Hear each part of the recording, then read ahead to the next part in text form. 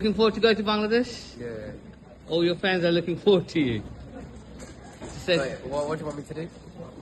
ইমান আলম রওনা দিয়েছেন ইংল্যান্ড থেকে, তা তো আপনারা দেখলেনই। বিমানবন্দর থেকে দেখালেন তিনি আসছেন বাংলাদেশে। শুক্রবার ঢাকায় এসে পৌঁছানোর কথা ইমান আলম। বাংলাদেশে ইমান আলম আসছেন। অনেকে আমাকে ইনবক্সে, কমেন্টে, নানা জায়গায় কিন্তু কমেন্ট করেন, জানতে চান ইমান আলমের খবর। ইমান আলম লাতিন বাংলা সুপার কাপে কেন আসেনি, বা কেন খেললেন না, বা কেন এই দলে ইমান আলমকে রাখা হলো না, তাকে ইমান আলমকে দরকার ছিল খুব লাতিন বাংলা সুপার কাপে, এরকম অনেক কমেন্ট কিন্তু আমি দেখেছি, অনেক ইনবক্স করেছেন। অবশেষে তার ভক্তদের সুখবর, ইমান আলম আসছেন ঢাকায়, বাংলাদেশে। এবার তার লক্ষ্য আপাতত ফুটবল নয়, তিনি আসছেন মূলত বাফুফের ফুটসাল টিমে জয়েন করতে। বাংলাদেশের, আপনারা জানেন, সাব চ্যাম্পিয়নশিপ ফুটসালে খেলবে বাংলাদেশ জানুয়ারিতে। সেই টুর্নামেন্টে, জানুয়ারির এই টুর্নামেন্টের আগে যে ক্যাম্পটা, অনুশীলন ক্যাম্পটা, তাতে জয়েন করতে ইমান আসছেন ঢাকায়। ইমান ডিসেম্বর জুড়ে প্র্যাকটিস করবেন, জানুয়ারিতে টুর্নামেন্টটা খেলবেন। ফুটসালে তিনি খুবই দক্ষ। ফুটসালের চেয়ে আমরা বাংলাদেশের ফুটবল ফ্যানরা তাকে ফুটবলে আসলে বেশি দেখার অপেক্ষায় থাকে। গত জুনের ট্রায়ালে ইমান আলম অসাধারণ করেছিলেন। বাংলার নেইমার হিসেবে একটা, তার এরই মধ্যে তিনি একটা খ্যাতি পেয়েছেন, কারণ তার ড্রিবলিং, বল কন্ট্রোলিং, এভরিথিং তার অনেকটা নেইমারের মতো।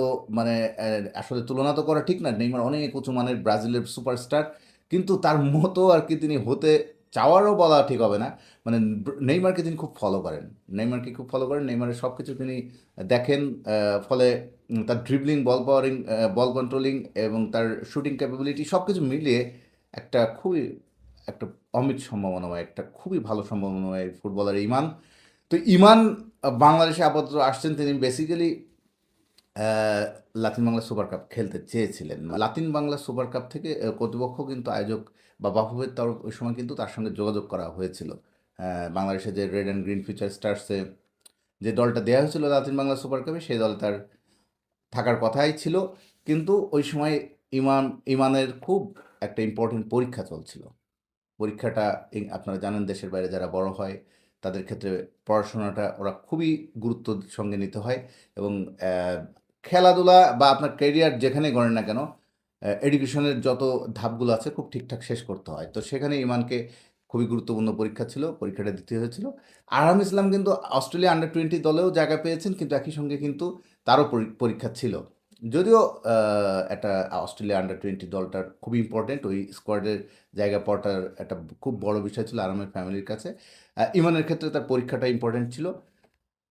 তো ইমান লাতিন বাংলা সুপার কাপ না খেলতে পারলেও বাংলাদেশ ফুটসাল টিমে নিশ্চয়ই তিনি খেলবেন, এবং সেই খেলার অপেক্ষায় এবং সেই খেলার প্রস্তুতি নিতে তিনি আসছেন। গত আগস্টে ইমান জুনের ট্রায়ালে যখন তিনি ভালো করলেন, তখন আগস্টে তার পাসপোর্টটা হয়ে গেল। পাসপোর্টের সেই খবর আপনাদের জানিয়েছিলাম। এরপর তিনি খুব আগ্রহী ছিলেন, খুব ইচ্ছে ছিল তারও তার পরিবারের বাংলাদেশ আন্ডার 23 যে দলটা খেললো গত আগস্টে এএফসি এশিয়ান কাপ বাছায়, সেই দলে তিনি জায়গা পাবেন, এই আশাটা তাদের খুব ছিল।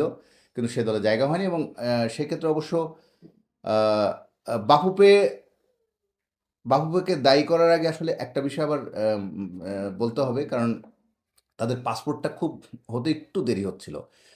পাসপোর্টটা যখন পেয়েছে ততদিনে আন্ডার 23 দলটা বাহরাইনে তাদের প্রস্তুতি ম্যাচ খেলতে চলে গেছিলো, এবং আন্ডার 23 দলটা ততদিনে গড়ে ফেলেছিল বাফুফে।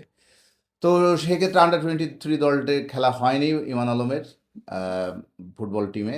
এখনও তিনি স্বপ্ন দেখেন বাংলাদেশ ফুটবল ফেডারেশনের কোনো একটা ফুটবল টিমে তিনি খেলবেন। তবে সে স্বপ্ন পূরণ কবে হবে আমরা জানি না। তবে তার আগে তার ফুটসাল টিমের, তিনি যেহেতু ফুটসালও খুব ভালো খেলেন, তিনি একজন অসাধারণ এক প্রতিভা, সেই ফুটসালে খেলতেই তিনি এবার ঢাকায় আসছেন। গতকাল আমার সঙ্গে ইমানের কথা হলো, যিনি যখন রওনা দিয়েছেন, তার বাবা, তার চাচা, সবার সঙ্গে পরিবারের সবাই, প্রায় বাবা, চাচা এবং ইমান তিনজনের সঙ্গে আমার কথা হলো। তারা জানালেন আসছেন, ইমান এবার আসছে। তার ভক্তদের নিশ্চয়ই একটা বড় সুখবর। একই সঙ্গে বলে রাখি, ইমান কিন্তু এবার আহ, একটা ফুটসালের বাইরে তার নিজস্ব একটা অ্যাক্টিভিটিস তিনি রাখতে চান, এই খবরটাও দিয়ে রাখি। তারা যার স্কিলটা দেখতে চান আলাদাভাবে ফুটসালের বাইরে, তিনি তার একটা স্কিল প্রদর্শনীরও একটা চিন্তাভাবনা তিনি করছেন। তার দেখা যাক, তিনি ঢাকায় আসুক। ঢাকায় আসার পরে আমরা বুঝতে পারবো আসলে তিনি কি করতে যাচ্ছেন, তার অ্যাক্টিভিটিস। এবং তার অবশ্যই তার মূল ফোকাস হচ্ছে ফুটসাল। তিনি যেখানে আসছেন, যে খেলার উদ্দেশ্যে আসছেন, যে খেলার লক্ষ্যে আসছেন, সেটাই তার মূল ফোকাস। সেখানে তিনি মূল ফোকাস তার। তো দেখা যায় ইমান আসছে, ইমান আসুক। বাংলাদেশের অনেক তার ভক্ত ফুটবল ফ্যানরা তার স্কিল দেখার অপেক্ষায়। এতদিন আমরা লাতিন বাংলা সুপার কাপে দেখেছিলাম ক্যাসপার ইব্রাহিম, ঈশান বিতর্কদের। এবার আমরা ইমানকেও দেখব। বাংলাদেশে আরেকজন প্রতিভাবান বাংলাদেশি অরিজিন ফুটবলার। তাহলে ইমান ভক্তরা তৈরি থাকুন, ইমান আসছে ঢাকায়।